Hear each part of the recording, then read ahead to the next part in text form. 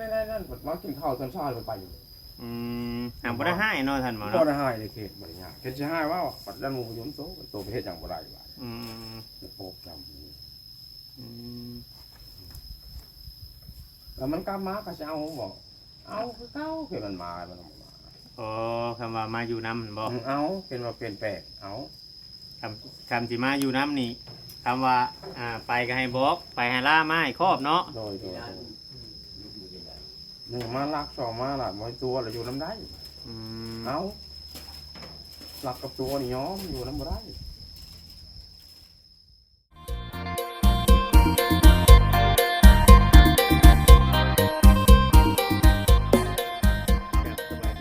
สบายดีเนาะพ่อแม่พี่น้องเพิ่นสู่ผู้สู่คนพี่น้องเนาะ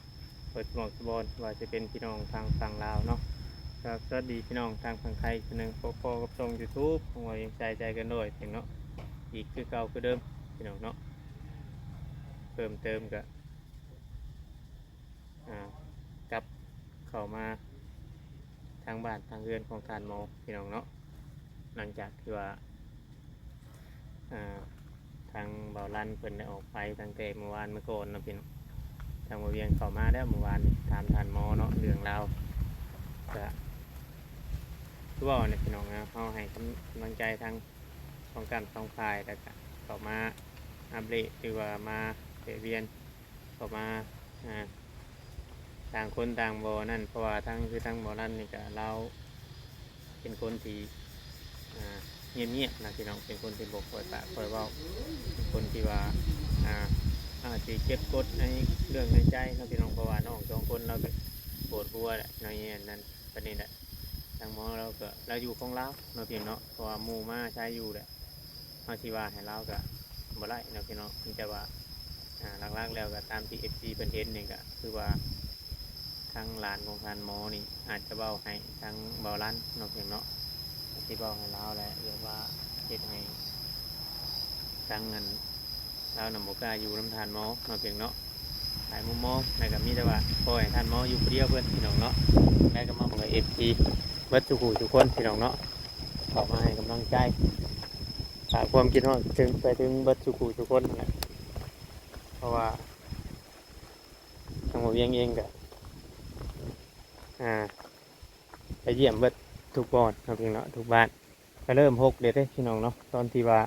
ยังมีการฉางการอันนั้นนี่ก็ยังนั่นนี่อยู่พี่น้องมาวันนี้ก็เริ่ม6เริ่มยังนำแหละเพราะว่าต้นไม้ยามนี่เนาะเพียงเนาะมันก็ปงขึ้นมาตลอดแล้วพี่น้องเนาะ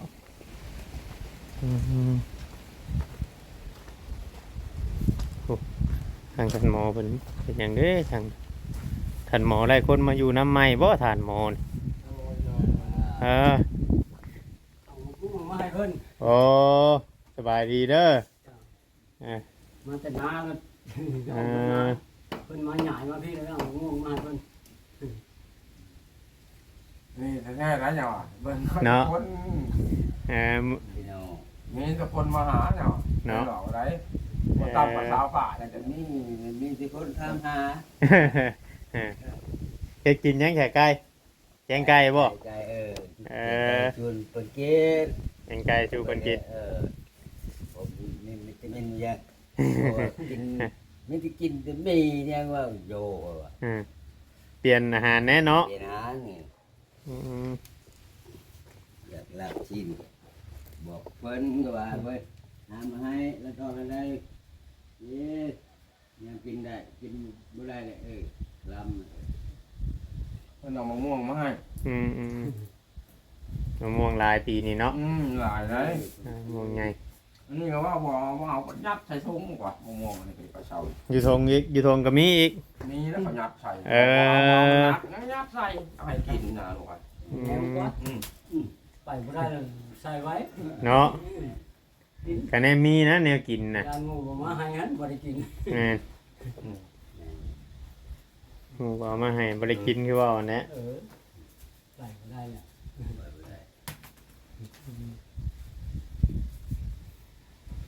เข้าไปวัดบ่เข้าไปบัดวันใหญ่พุ่นบ่ไปเจ้า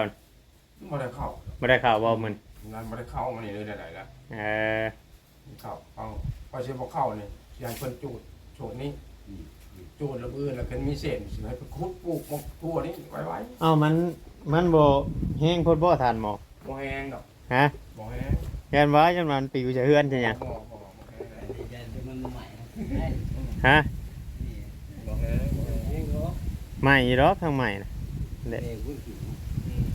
เอาไปมันไปเราเองก็ได้เนาะ บ่แห้งจูดโลดมา ไก่จะถึง มายังดียังดีจูดน้ำ เครื่องโบราณเรามาเอาเดี๋ยวบ่ทันหมอ บ่ได้มาเลยบอกว่าเอาไปไหน บ่ บ่กล้ามาเอากล้าเหมือนรักนี่ ฮะ รักนี่แต่บ่กล้ามาเอา พี่ออกมาพี่จัน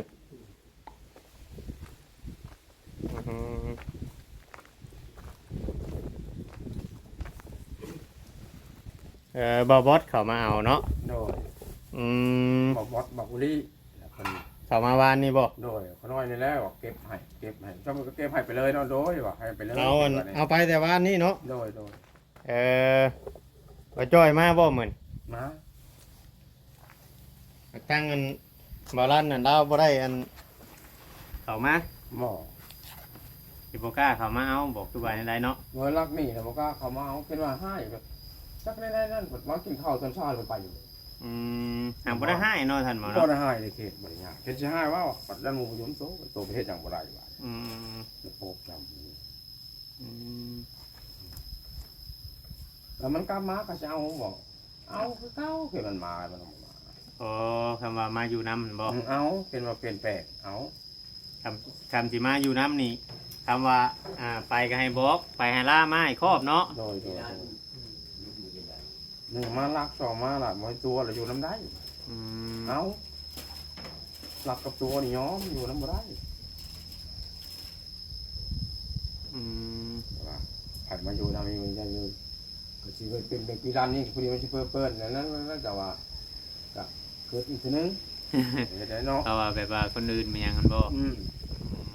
มาเป็นแบบปีรันเลยมาตอนนี้พออยู่เราคนกินข้าวน้ำตอนนี้ดูได้กินแล้วไปมันบอกมันเป็นที่เฮาใจเฮาก็ที่พวกนี้นอนบ่หลับบ่ครับ เออน อนสบายแล้วมันสิเกิดมีส่วนที่สองนี่นั่นแหละจ้ะว่า ผู้หญิงที่ยางเนาะมือมาดูก็จะตัวใด เดี๋ยวเขานอนลงปากคอก็เป็นเลยอยู่เป็นได้ว่ะเนาะเลยหูจะนาเนี่ยโหนหูใจคืออะไรอัน เบาๆเพิ่นเว้าเนาะมาอยู่น้ำบริเวณเมืองมาเลย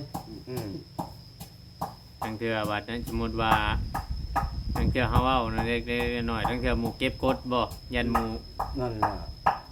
ทั้งเทื่อหมู่เว้าเฮาเว้าแฮงหมู่ว่าให้ก็มีทั้งเทื่อเนาะ มีเหรอคือ ต้อง อะไร ไปบ่ได้เนาะ แม่ ไปบ่ได้ว่ะ หันบ่แห้งมันเป็นแล้ว ลูกกูพอดีที่มึงตาเขาไม่ยังบ่ได้ว่ะ อืม มือกับพนันจับทางใดหักกระทบว่าใครแล้วย่าง ขอวงจรเพิ่นมาติดไว้เนาะ ใครเข้ามาหาเจ้ามื้อนี้นะ บ่จ้อยบอกบอสบอกลี่ เข้ามาเบิดผู้คนเนาะ มาทุกคนแล้ว อืม ก็ทีมงานตัวนี้บ้านนี้เรื่องมันไปซนข้างนอกอยู่มันเช้าปลายได้มัน ลูกสามคน บ่ เช้าปลายได้ โอ้ วันนี้แล้วคนอยู่หน้าคนผมมาที่น้ำคนบอกคนออกรถใหม่แล้วคนมาเยี่ยมเอาโมให้ อืม ไป มีแต่บ้านนี่บ่มีคนเข้ามาเนาะ วันนี้ก็มี เพราะตอนเฮาเข้ามาคือว่าบ่มีคน บ่มีนั่นปัจเจยเด้ประมาณ อืม ปัจเจยเปลี่ยนมาทางปลาย อืม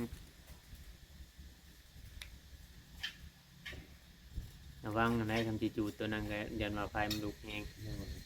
มันไกลเกิน ต่อกันแล้วต่อแล้วตัวนี้หรือว่าไส้แล้วมองเนาะ เป็นเนาะ แล้ววันนี้ข่าวว่าปลูกมันว่าเขาเป็นในหัวในจูดคือแล้วมันต้องได้ลงหัวได้ มันต้องเตงเด้ใช่บ่ได้กินเด้ เอาตะนางมาอ้อมเจ๊ก็จะพูดนั่งสีแดงเขาเราก็จะพูดเฮิร์นเนาะก็ย่าแล้วมาเกิดมาแปลง ปลูกกินเนาะปลูกใจไว้กิน มันต้องซื้อตะนางให้แล้วว่ามาซื้อตะนางให้บ่ได้กินปลูก ไทยชื่อตะนาง ดังนั้นบ่จอเรา ยังไงเป็นร้อยสิบนาง อ๋อเพิ่นให้เคลียร์หม่องนี้ โดย อื เป็น ม โหดบ่เฮ็ดอันนี้ก็บ่ได้กินแล้วแม่ไก่ เคลียร์แหละชื่อตะนางชัย ชื่อตะนางไก่ โอ้ งั้นจะว่าใช้คนจูบแล้วให้คนฮื้อ เดี๋ยวเขาบอกเขาได้บ่ใช่เจ้าของที่เขานะ หมอกแล้วถามแล้วเฮ็ด ถาม รถ อืม ปลูกหลายๆเด้อสิกินน้ำ ใช่ โอ้จักหน่อยแบบว่าคำมาเฮาบ่บอกเจ้าของที่เพิ่นมาอ้อมตะนอกตะนางใช่ว่าต้องครอบเขาได้เนาะ เว้าแล้วบอกแล้วบอกแล้วเว้าแล้วเฮ็ดรถเขา แต่เรา เฮ็ดรถ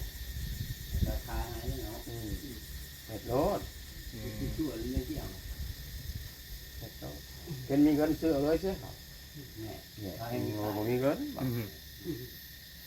30,000เอามา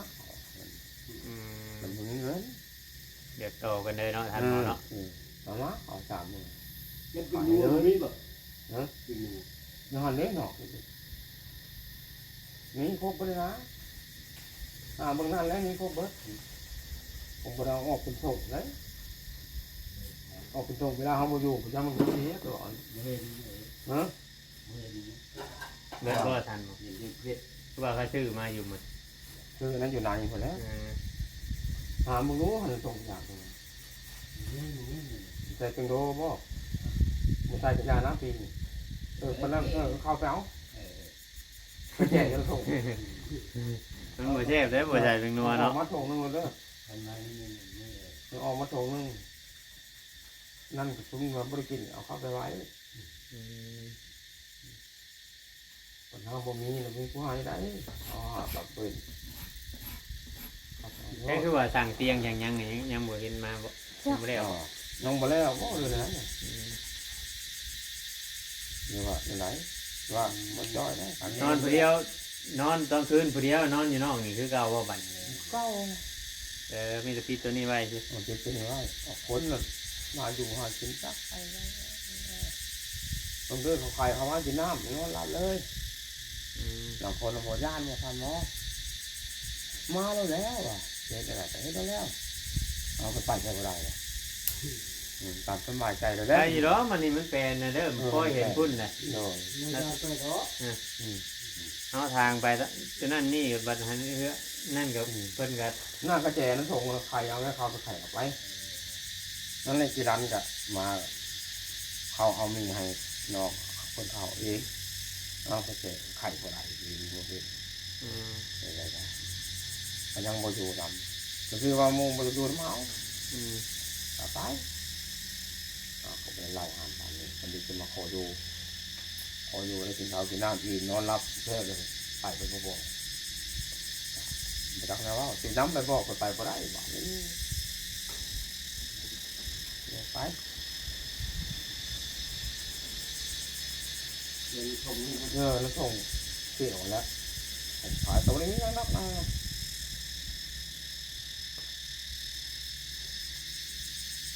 ไปเดี๋ยวจอยกับยันคนแล้วทำแล้ว ว่าหนึ่งมาแบบว่า นี่สิได้ นั่นแล้วบางนั้นส่งเอาส่งลงแล้ว เขาอันมีอันนั่นเขาอยู่แบบมีเฮือนอันบางเฮือนแม่อยู่บัดนี้น่ะว่ามื้อนั้นยันให้กันกับน้องนะเฮาได้ยินเขาบอก โอ้ เมื่อที่ว่ามาขออยู่กับเจ้า โอ้ ให้กันกับน้องเลยผิดกันน่ะเลยปบมาพี่บะบ่มีบ่งปบได้จ้ะบ่มีบ่งไปอยู่ได้จ้ะ มีคนกินเนาะ แม่นบ่มีบ่นกินได้จ้ะอันนี้ก็เลยอันนั้นเมื่อบัดน้องบ่ให้แล้วก็อยู่ไร่บัดหลายคนได้3คนน่ะเนาะอยู่กันเนาะ ปอกแป้ง 3คนน่ะ เอาหมอนออกมาเนี่ยเด้อเอาหมอนออกมาในขานข้าวไรเธอได้คนไหนมาเมื่อวัดเธอเห็นมีบอกมีบอกหมอนมันส่งทำด้วยออกมาไปมายิงนอนคนแล้วไปไหวคนแล้วน้ำคือเก่านะฮะจะปิดตรงแรกเลยตรงนี้แรก ให้เอาไก่ฮะ สวัสดี โอ้ คนเอาไก่มาให้ที่คนได้เป็นวันนี้ได้วันนี้ผู้จัดการชื่อเงินได้ เนี่ยก็ใกล้กับจะมาให้ก็ดีเป็นดีน้ำ ว่านี่น่ะเขาไปอยู่วัดเมื่อวานนี่เนาะ ข้าว มื้อนี้ มันยันบริเขา มันทำเลยเนาะ ค หลวงพ่อเพิ่นก็บ่อยู่ในระยะข่อยเห็นเพิ่นขี่รถซาเล้งออกแบบ ำหน่อย เพิ่นบ่อยู่ไปกับจะไปกับบ่าวปึเพิ่น ยังพอไว้เนี่ยคนอย่ามาผูกพันคนเฮ็ดวัด ไป ยังพอไว้เมื่อนั้นน่ะ บ้านใด มันโหเด้อแต่พอต้องไว้คน อืม คน ถ้า เก่า คนมาสับ เนาะ เห็นแล้วคนมาสับ คนที่8 6มาเมื่อ มาเฮือนเจ้านี่บ่ หมอมาอยู่แล้วที่เพิ่นว่าจะมาเพิ่นว่าจะเห็นท่านหมอแล้วก็จะเห็นท่านหมอคนใหญ่คนน้อยคนหนุ่มจำได้ อืม จะเห็นท่านหมอตัวจริง อืม คนมาสนุก อืม น้อยใหญ่ทำได้ท่านหมอคือจังว่าไปไหนกับท่านหมอไปไหนกับท่านหมอแล้วเบิ่งจะเห็นแล้วก็ไว้เพิ่นชานคนเฮ็ดได้ก็แล้วเบิ่งตัวจริง อืม ก็มาแล้วแหละเนาะ อืม จักมือก่อนคน7-8 องค์มาดีมาองค์ก็มาเนาะทานแล้ว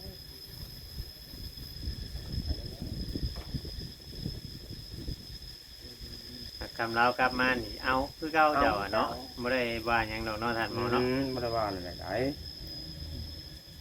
โอ้โหบ่น้ำตังห้า ก็แต่ความสมัครใจก็ง่ายๆ เล ใช่ ย คำว่าคนอื่นนั่นคือสิบ่อยากกล้าแล้วบัด เลย อยากเป็นคือเรา มันเป็นวัดเก่าแล้วมันผู้เสีย จะน้อยสิว่าท่านหมอได้นี้อีก นั่นแหละว่าเจอว่าไรนี้บอดี้ตัวอย่างแล้วบอดี้เนี่ยเสียรอดนั่นแหละเราว่าคนนี้มันก็ว่าขออยู่สัก2-3 มื้อสัก2-3 คืนทำคนการอยู่ก็ได้บ่เป็นหยัง อืม ไปอยู่ไกลกันจะกิน อืม เราก็สภาพกาดเรากันนี่นี่ก็ปลาทิ้งไปอยู่คนก็เหมือนผัว อืม เดี๋ยวลูกเหมือนผัว อืม เขาก็ไปอยู่แล้วเนาะ ต่างคนบอกง่ายๆว่าเป็นครอบเป็นครัวของฝ่ายของมันแหละมันนั่นมาอยู่หันกับสมมติว่าคำเขาบอทั้งนั้นน้อง2 คนนั่นหมู่วุ่นวายกับอยู่ไร่อยู่ดอกเขาแต่ว่าง่ายๆว่ามันเพื่อนกับหลังใหญ่ๆกับเพื่อนท่านมอยไปจักมันหักมัน2 คนนั่นบัดเขาบัดว่าง่ายๆว่าติดยาว่าง่ายๆใช่ นั่นเป็นเห็นพ่อแม่นะเห็นน้องนะมันแหล่บ่เนาะพ่อแม่เห็นพ่อแม่ได้เนี่ยเขาอยู่ บริเวณเพื่อนพ่อเป็นแม่บ่ เห็นอีแหล่ผู้อยู่ไทย อ๋อ พ่อแม่ผมมีเฮินมีทานนี่แหละผม อ๋อนั่นเพื่อนของเอื้ออีก ผู้อีแหล่ อี ลิ้นกับบุฟเฟ่ต์ฮะ อืม เฮินกับเองนะ โอ้บริเวณหักไปอยู่หันผู้เจ้าย้อนผู้เจ้าเขาบ่มีชื่อย้อนผู้เจ้าเขาท่านมาชื่อเนาะ ผู้เจ้าเขามาก็จะฟังไป ทำผู้เจ้าเขามาจักสิอยู่ใช้ เฮินแก่เฮินเคยก็บอกเนี้ยลิ้นกับลูกเอาผัวมัน อืม พ่อแม่ก็ยอมบ่มีนั่นแหละผม โอ้ ก็ให้อยู่อยู่แล้วพ่อแม่ก็อยู่ อืม มันไม่อยู่แล้ว เกี่ยวเนาะ เงินคำเขาเฮ็ดเขาหาเขากลัวเขา แม่นต่างคนต่างหาเนาะพี่ต่างหาครอบครัวแต่เฮาพอพื้นว่าง่ายว่าอยู่ไร่ย้อน นั่นคือว่าเครื่องของมันยังน้ำเพื่อนก็เอาไปขายจนเบิดว่ะพวกนั้น2 คนนั่น ไป แม่น ขายอะไรกันเลย ครับเบิดเลยคิดว่าเพื่อนนั่นมูลเพื่อนมั่งบ่แม่นเนาะท่านบ่ แม่นเฮ้ยแท้ โอ้ น้องบางกีฬานี่เคย โอ้ ลูกคนอยู่ไทย เพราะเขาจะเฮาเข้าใจคิดว่าเป็นเพื่อนพ่อเพื่อนแม่บ่แม่น พ่อแม่บ่มีนะจังโกบ อืม เคยขาดที่นามูเนาะวะนอกของ ทำขึ้นนะไปเลย เฮ้ยอีแล้อีแล้มันเอาผัว บัดนี้แหละเพิ่นสิให้อันจูดตัวนี้แหละเจ้าสิหาแนวนั่นนี่มาปลูกใช้บัดนี้เนาะพอได้กินได้มาบัดหน้าได้เก็บหมักดอกหมักแตงได้นี่ ปลูกหมกแตงหมกตัวหมกเขือ แตงหยังแหละมันคือแน่ ปลูกยำผลในไรวิทย์ยำผลแล้วก็ยาเนาะ เมื่อไรใครมีเนาะมันก็ได้กินเลยมัน มีอย่าร้องเขาจะเขาจะปลูกกันปรึกษาเนี่ยจะร้องโอ้ปลูกกันปรึกษาเนี่ยกันต่อเลยเนาะมีเงินมีคำเอา หลังแกงไก่สู่ทานหมอกินทานหมอก็กินได้เบิดทุกอย่างได้บัดนี้เนาะ โดย อยู่แล้วมันสิเป็นหยังนานกินแห้งนานมีแห้งแล้ว แห้งนั่นแหละเนาะ ไปได้แล้วให้กินแล้ว ถลำบ่ได้แล้วบัดนี้เนาะ กินได้เท่าไหร่ให้ได้หลายก็ให้ เป็นได้ชาลูกเจ้าติดต่อกันได้แล้วบ่ ได้เลย เออ เท่าจากม้าหักม้ายากบุญเงิน อ๋อ บุญนี้เลยยาก ติดต่อได้เรียบร้อยแล้วเนาะ เขาลงเฟซนั่นเลยผู้ดีลูกผู้ดีไทยเลยเห็น อ๋อ ติดต่อกันมา อ๋อ ได้แล้ว ได้เรียบร้อยแล้วเนาะ พ่อแม่ก็โทรเห็นแล้วโทรจากมาบุญเงินยาก เพิ่นมีลูกมีเต้าหลายคนนะบ่ ลูก3 คน โอ้แต่ว่าอันบ่มีเงินมา เราบ่ได้เฮ็ดงานบ่ซะ ว่าอยู่น้ำลูกน้ำโพได้อยู่น้ำลูกน้ำโพแล้วนี่เราบ่สบายเด้โชเมื่อยแบบมันจะเมื่อยแล้วเมื่อยเขา โอ้ อยากมาพ่อแม่ก็บ่มีเงินอยู่บัด ห่างยังอยู่บ่อนเก่าบ่อนเจ้าเคยไปเยี่ยมหั่นนะ เงินบนเก่า โอ้ใครแน่ได้เอาโล่งอกไปนิดนึงบัดติดต่อได้แล้วเนาะ ติดต่อได้คู่มือ อืม ไป อืมอืม